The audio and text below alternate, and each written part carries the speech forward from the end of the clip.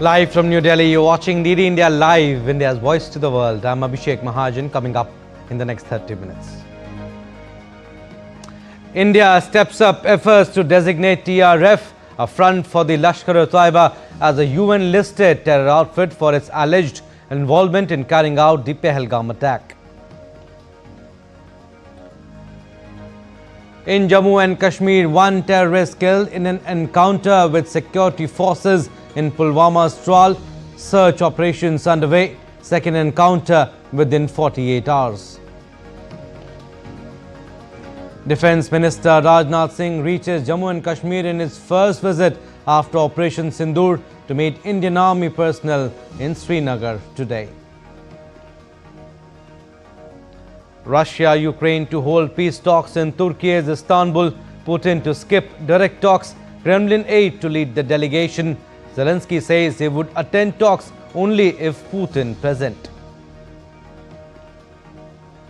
Syrian President Ahmed al-Shara calls lifting of US sanctions on Syria historic and courageous decision, urges investors from around the world to take advantage of available opportunities in various sectors.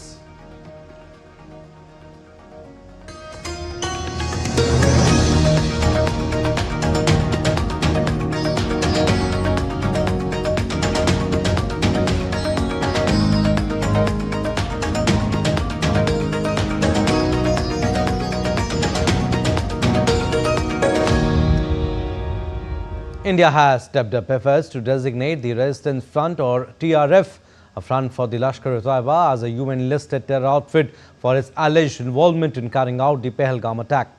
An Indian technical team is in New York engaging with key UN bodies to push for the designation of the Resistance Front as a global terror group. The Indian officials on Thursday briefed the monitoring team of the UN Security Council's 1267 Sanctions Committee on the activities of the Resistance Front. TRF claimed the responsibility for the brutal April 22nd attack in Jammu and Kashmir's Pahalgam, which killed 26 civilians, mostly tourists. The Indian team is also met with the United Nations Under Secretary General Vladimir Voronkov of the Office of Counter-Terrorism and Assistant Secretary General Natalia German of the Counter-Terrorism Committee Executive Directorate to present evidence. All right, we'll go across live to Srinagar, where Defence Minister Rajnath Singh is speaking. सबसे पहले आतंकवाद और आतंकवादियों से लड़ते हुए हमारे जिन बहादुर जवानों ने अपनी शहादत दी है, उनकी शहादत को मैं नमन करता हूं, उनकी मैं स्मृति को नमन करता हूं। और साथ ही पहलगाम में जो निर्दोष नागरिक आतंकवादियों के द्वारा मारे गए हैं, उनकी भी स्मृति को मैं नमन करता हूं। मैं हमारे घायल सैनिकों के साहस को भी नमन करता हूं और ईश्वर से यह प्रार्थना करता हूं कि वह जल्द से जल्द स्वस्थ हो जाएं। मेरे दोस्तों, इन विषम परिस्थिति में आप सबके बीच आज आकर मैं स्वयं को बहुत ही गौरवान्वित महसूस कर रहा हूं। हमारे प्रधानमंत्री माननीय नरेंद्र मोदी जी के कुशल नेतृत्व और मार्गदर्शन में ऑपरेशन सिंदूर के दौरान आपने जो कुछ भी किया है, उस पर पूरे देश को गर्व की अनुभूति हो रही है। मैं अभी भले ही आपका रक्षा मंत्री हूं, लेकिन उससे पहले तो मैं भारत का एक नागरिक हूं। रक्षा मंत्री के साथ साथ मैं आज भारत के नागरिक के रूप में भी आप सबके प्रति आभार व्यक्त करने के लिए यहां मौजूद हूं। पहलगाम हमले के बाद हमारे जम्मू कश्मीर की जनता ने पूरी एकजुटता के साथ और पाकिस्तान और साथ ही साथ आतंकवादियों के प्रति जिस प्रकार से अपने गुस्से का इजहार किया है, मैं जम्मू कश्मीर की जनता का भी अभिनंदन करता हूं।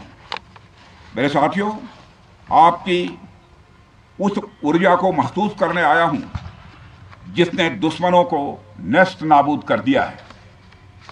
आपने जिस तरीके से सीमा के उस पार पाकिस्तान की चौकियों और बंकरों को आपने ध्वस्त किया, दुश्मन मैं समझता हूं उसे कभी भूल नहीं सकता।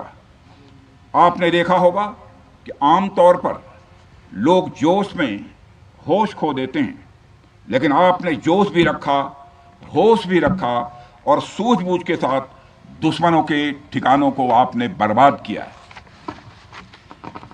आज मैं यहां रक्षा मंत्री के साथ साथ एक मैसेंजर के रूप में भी सबके सामने मौजूद हूं। पूरे देश की शुभकामनाएं, उनकी प्रार्थनाएं और उनकी कृतज्ञता को लेकर आप सबके बीच यहां मैं मौजूद हूं। एक तरह से आप समझिए कि मैं एक डाकिया बनकर आपके बीच आया हूं और देशवासियों का संदेश लाया हूं। संदेश यह है कि हमें हमारी सेनाओं पर गर्व है। साथियों, ऑपरेशन सिंदूर सिर्फ एक ऑपरेशन का नाम भर नहीं है, बल्कि यह एक हमारी प्रतिबद्धता है, यह हमारा यह कमिटमेंट है। एक ऐसी प्रतिबद्धता जिसमें भारत ने दिखा दिया कि हम सिर्फ डिफेंस नहीं करते हैं, जब वक्त आता है तो हम कठोर निर्णय भी लेते हैं और कठोर कार्रवाई भी करते हैं। यह ऑपरेशन उस एक एक जवान की आंखों में देखा गया सपना था कि हर आतंकी ठिकाना, चाहे वह घाटियों में छुपा हो या बंकरों में दबा हो, हम वहां पहुंचेंगे और दुश्मन की छाती चीर कर हम उन आतंकी ठिकानों को खत्म करके ही हम वापस लौटेंगे। मेरे साथियों, ऑपरेशन सिंदूर आतंकवाद के खिलाफ भारत द्वारा चलाई गई अब तक के इतिहास की, मैं मानता हूं, यह सबसे बड़ी कार्रवाई है। 35-40 वर्षों से भारत सरहद पार से चलाए जा रही आतंकवाद का सामना कर रहा है। आज भारत ने पूरी दुनिया को यह साफ कर दिया है, यह स्पष्ट कर दिया है कि आतंकवाद के खिलाफ हम किसी भी हद तक जा सकते हैं। साथियों, आतंकवादियों ने पहलगाम में आतंकवादी घटना को अंजाम देकर भारत के मस्तक पर चोट पहुंचाने की कोशिश की है। भारत की सामाजिक एकता को तोड़ने का भी प्रयास किया गया है। उन्होंने भारत के माथे पर वार किया, हमने उनकी छाती पर वार किया है और छाती पर घाव किया है। पाकिस्तान के जख्मों का इलाज इसी बात में है कि वह भारत विरोधी और आतंकवादी संगठनों को पनाह देना बंद करे और अपनी जमीन का इस्तेमाल भारत के खिलाफ किसी भी सूरत में न होने दे। साथियों, आपको याद होगा कि लगभग 21 साल पहले स्वर्गीय अटल बिहारी वाजपेयी जी के सामने इसी पाकिस्तान ने इस्लामाबाद में डिक्लेरेशन किया था कि अब उनकी धरती से आतंकवाद एक्सपोर्ट नहीं किया जाएगा। मगर पाकिस्तान ने भारत को धोखा दिया है, पाकिस्तान ने भारत को छला है और आज भी वह धोखा दे रहा है। इसका खामियाजा अब उसको भारी कीमत करके भुगतना पड़ा है और यह कीमत, यदि आतंकवादी वारदातें चलती रही तो लगातार यह बढ़ने ही वाली है। हमारे प्रधानमंत्री श्री नरेंद्र मोदी जी ने दो टूक शब्दों में आतंकवाद के खिलाफ भारत की नीति को रीडिफाइन कर दिया है, इसे परिभाषित कर दिया है, जो यह कहती है कि हिंदुस्तान की सरजमी पर किया गया कोई भी आतंकी हमला एक एक्ट ऑफ वार माना जाएगा। दोनों देशों में जो अंडरस्टैंडिंग बनी है फिलहाल, वह इसी बात को लेकर है कि सरहद पार से कोई बेजा हरकत अब नहीं की जाएगी। अगर की गई तो बात निकलेगी तो बहुत दूर तक जाएगी। साथ ही हमारे प्रधानमंत्री ने यह भी साफ कर दिया है, आतंक और बातचीत कदापि एक साथ नहीं चलेंगे और अगर बात होगी तो आतंकवाद पर होगी और पाक ऑक्युपाइड कश्मीर पर ही होगी। साथियों, ऑपरेशन सिंदूर की कामयाबी ने पाकिस्तान में छिपे आतंकी संगठनों और उनके आकाओं को भी यह साफ बता दिया है कि वे कहीं भी अपने आप को महफूज और सुरक्षित न समझें। अब वे हमारे बहादुर भारतीय सेनाओं के निशाने पर हैं।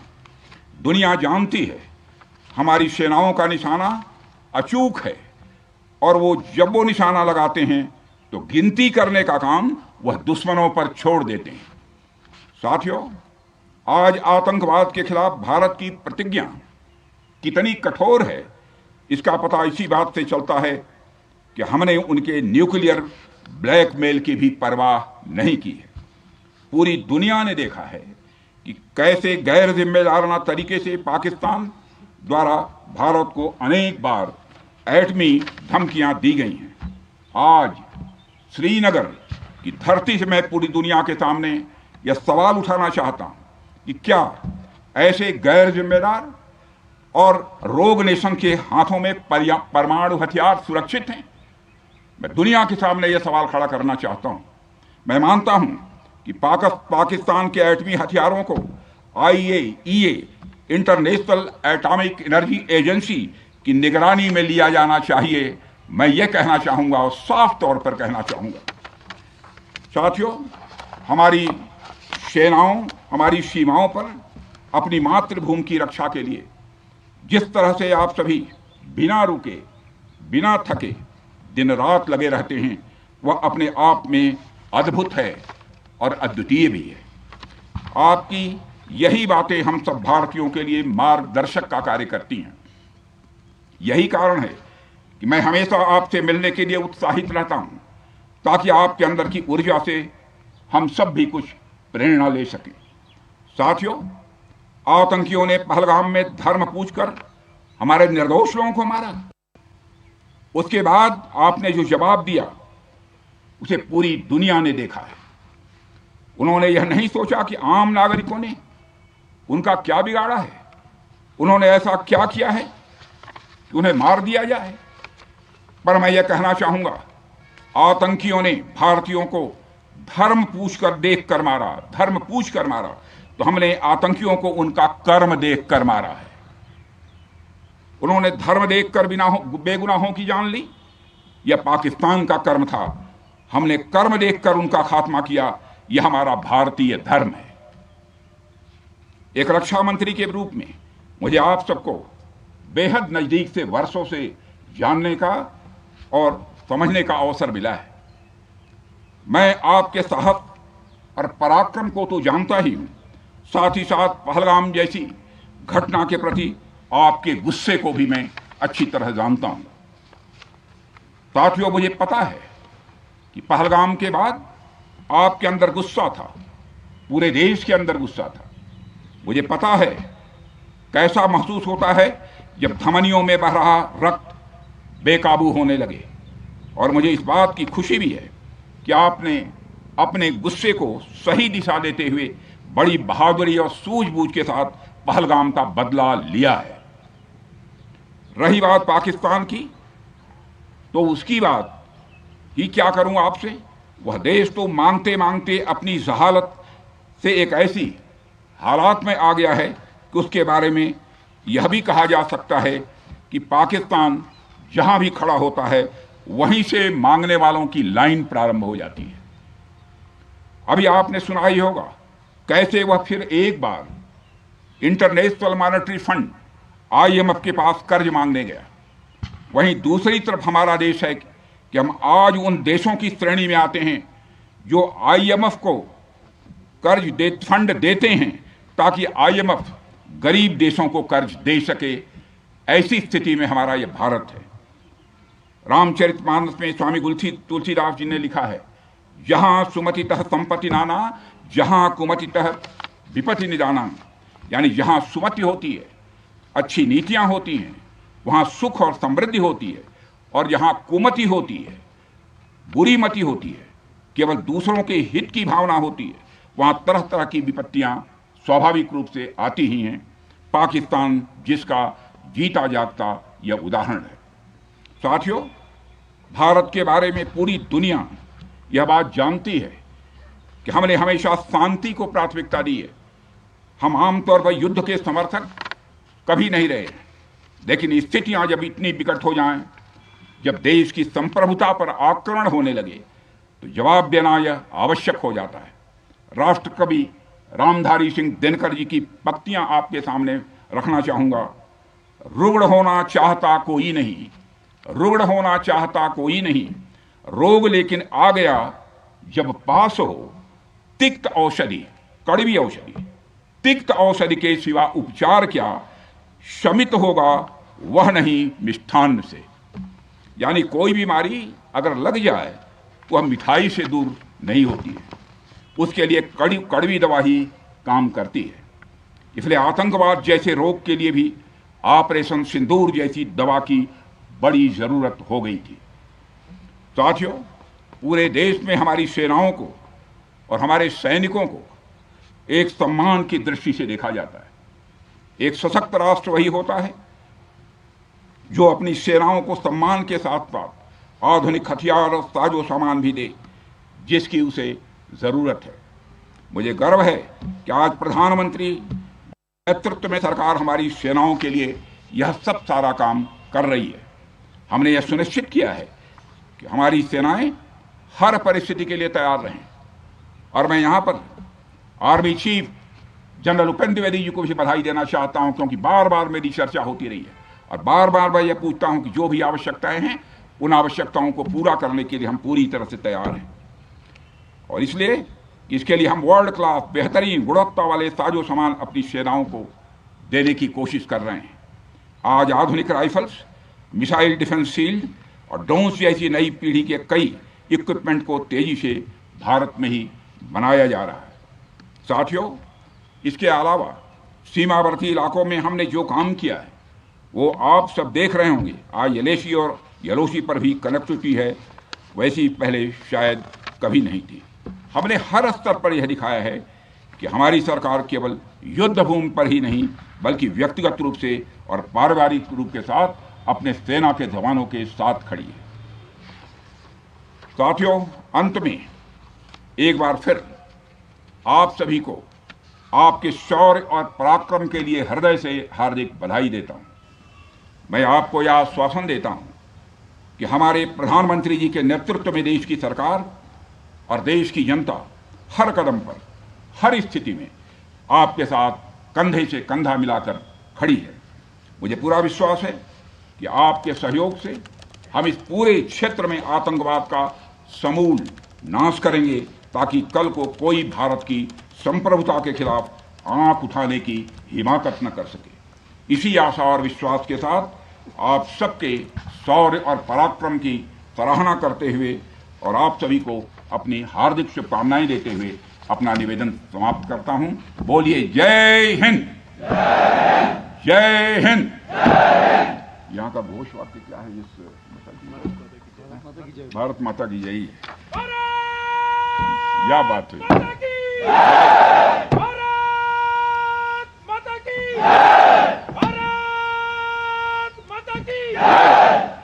बहुत अच्छे।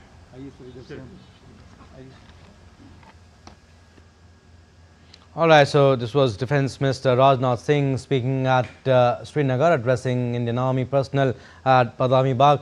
His first visit after Operation Sindoor here, and hailing the Indian Army for successfully carrying out Operation Sindoor. He said that Operation Sindoor showcased the sharp rise of India's defence power and technological might as the military delivered precision strikes and neutralized Pakistani terror targets without crossing the borders. India has proved yet again, he said, to tackle terrorism, India can go to any extent. Pakistan has betrayed India, still betraying, but India has given a fitting reply to Pakistan.